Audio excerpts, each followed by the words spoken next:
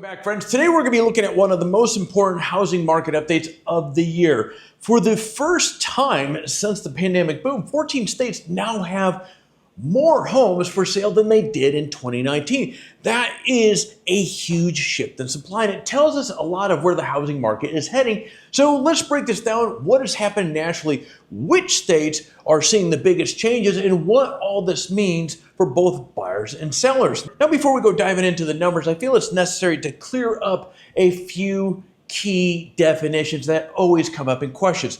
Now, when we talk about active listings or inventory, we mean the number of homes currently on the market. Now, this does not include homes that are already under contract or marked as pending, only those that are truly available. Now, new listings refer to homes that have just been added to the market during the month. So why does this all matter? Well, because the housing inventory is one of the best ways to gauge the balance of power between buyers and sellers.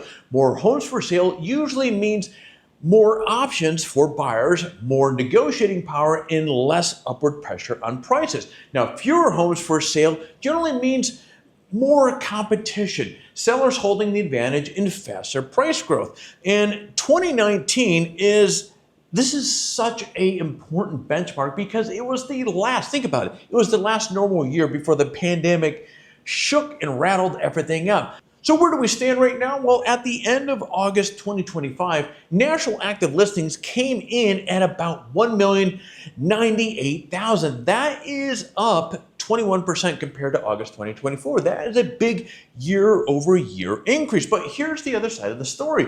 We're still 11% below where we were, or where we stood rather, in 2019. So while inventory has improved to some degree, dramatically actually, since the dark days of the pandemic boom, we're still not fully back to normal across the country. It also is important to note that the pace of growth has slowed in recent months. Now, that slowdown is not just seasonality. A lot of sellers have delisted their homes, pulling them off the market entirely. We spoke about this a little while back. Now, to give you a sense of the trend, let's walk you through the last few years. So August 2017, we saw 1,325,000 active listings.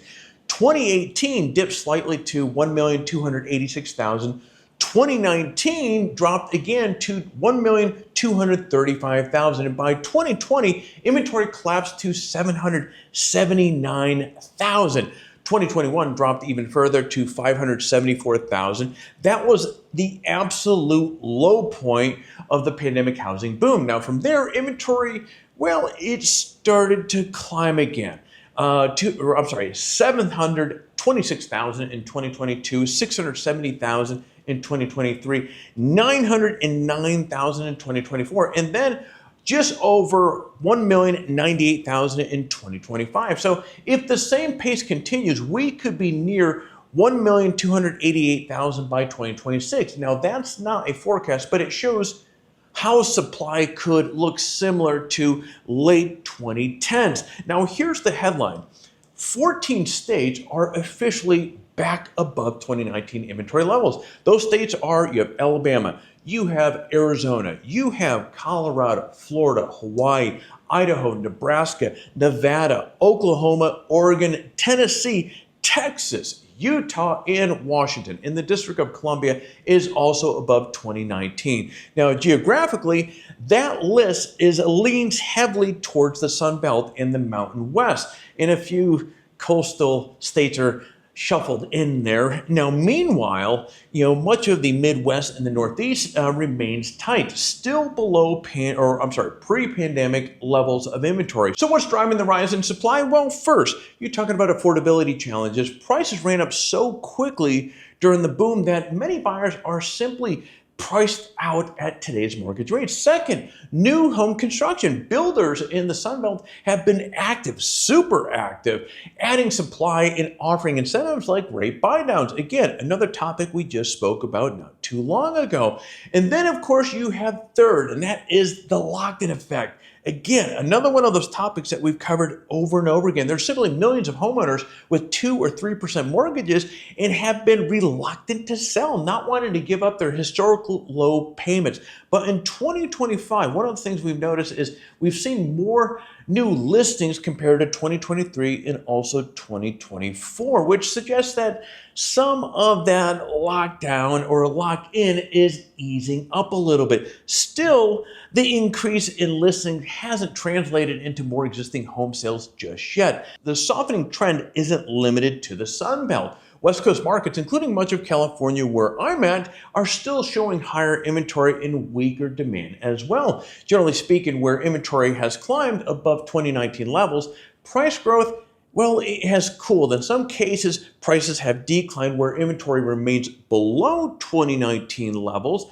Prices have been a little bit more resilient and sellers holding on to more negotiating power. Now, nationally, home prices have been close flat in 2025, a tug of war between softening markets and still tight ones. And since the pandemic boom fizzled out in 2022, the power dynamic has been gradually shifting. Sellers' market have turned into a balanced market, and balanced markets have become buyers' market.